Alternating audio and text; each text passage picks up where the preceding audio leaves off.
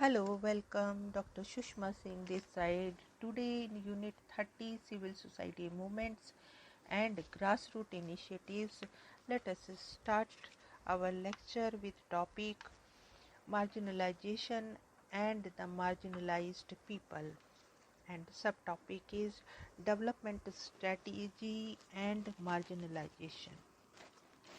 The development strategies which were implemented within the pre-existing structural arrangement of society have not been able to bring an end to the deprivation of the marginalized groups. Rather, they have largely contributed to the social reproduction of marginalization. The Human Development Report 1990 highlighted the ruthless, voiceless, jobless, futureless fact of development. Indeed, the marginalized people have emerged to be the major victim of these processes of development. In every human society, there are vulnerable sections of marginalized population who are deprived of socio-economic opportunities and choices for their minimum sustenance, and are victims of the artificial structure of hierarchy and social, cultural, and political exclusion. In the Indian context, marginalized people are the rural poor, urban slum dweller, manual workers in an organized sector, scheduled caste, tribes, women, and other such categories. An analysis of historical facts reveals that the pre-existing arrangements of distribution of power is hierarchical in nature.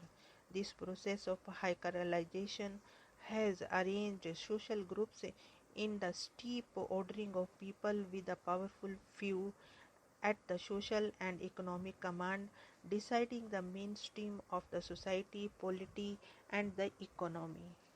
On the other hand, within the same arrangement, the vast majority has remained powerless, occupying the bottom of the socio-economic hierarchy and surviving at the periphery or the margin of the social order.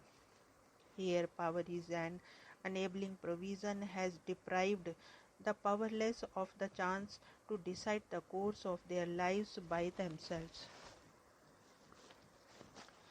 As conventionally development initiatives were implemented through the pre-existing institutional arrangement of the society, the marginalized people had very little or no participation in those developmental activities. Again, those initiatives were channelized through the pre-existing power structure. The systematic arrangements have not only legitimatized the process of their subordination and deprivation in society through several means, but also contributed to the process of reproduction of this inequality and social construction of marginalization.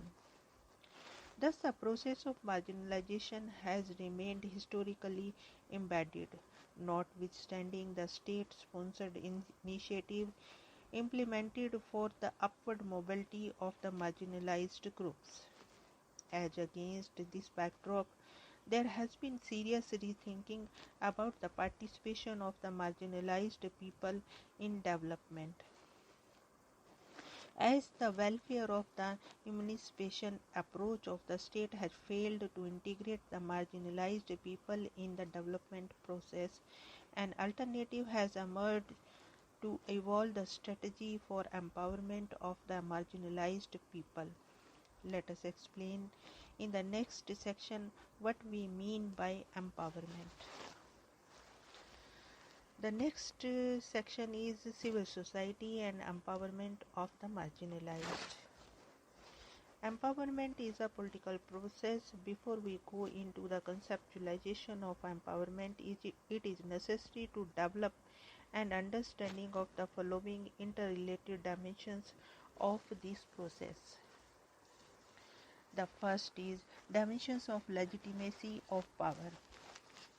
The centrality of the notion of empowerment is located in the dynamics of sharing, distribution, and redistribution of power, which has a basis of legitimacy.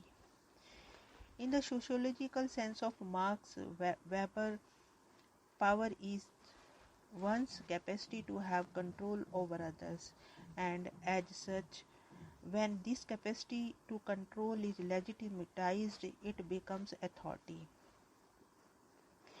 Indeed, the logic of empowerment essentially involves the dynamics of authority.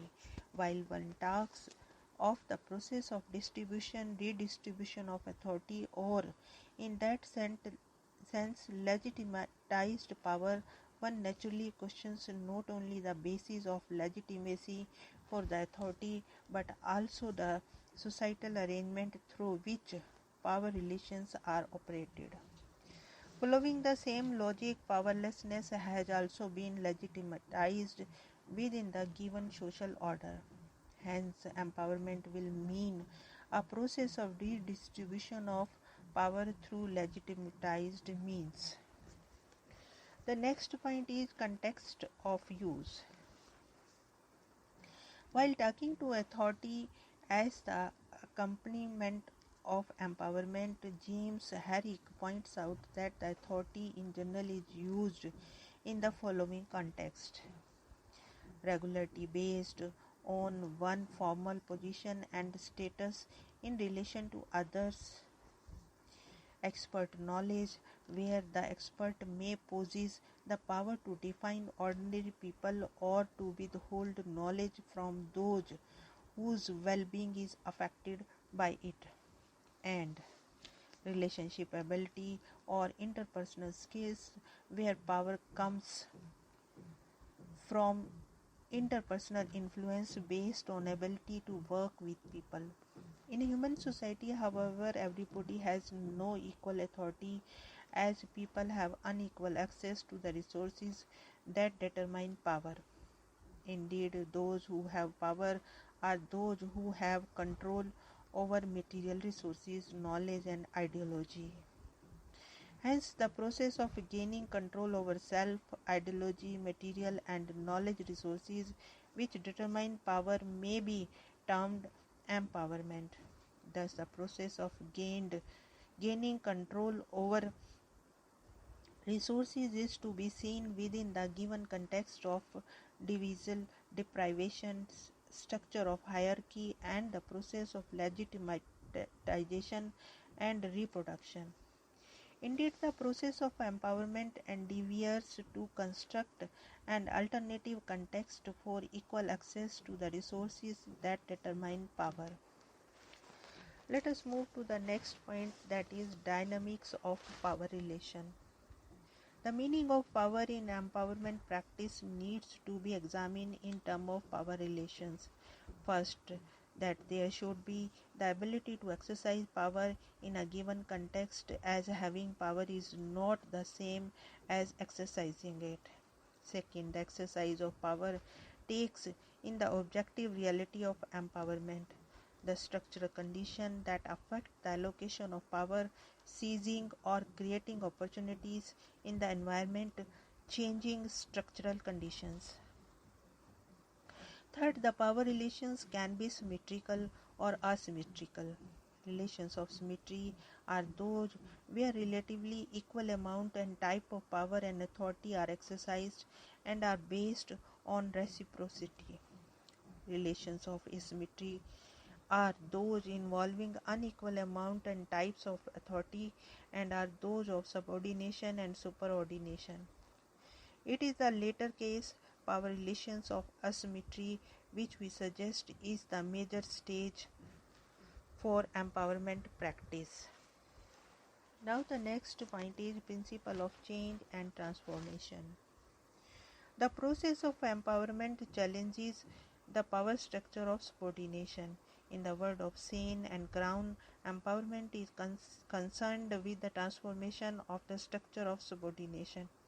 It implies a process of redistribution of power within and between families, societies, and a process aiming at the social equality, which can be achieved only by the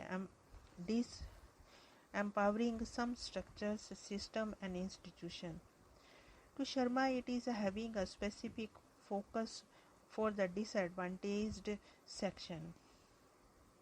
The processes of demolition of the pre-existing structure of subordination and redistribution of power, however, are not automatic. These also involve participatory approaches that enable people to emancipate themselves, a process of the creation of new knowledge, a process of conscientization and new identity formation with alternative sensibility. Indeed, the process of empowerment is a social movement that looks for a radical change in the systematical arrangement of the society. Hence, empowerment is viewed not as an end in itself, but as a means to an end. A strategy to bring liberation from all domination. Liberation from all domination to fairer is the fundamental theme of this epoch. This liberalization is not a mechanical process but the critical thinking of the socio-historical reality of the life. Ability to intervene in reality with a commitment is the harbinger of liberation. Here we want to close this lecture. Thanks for listening.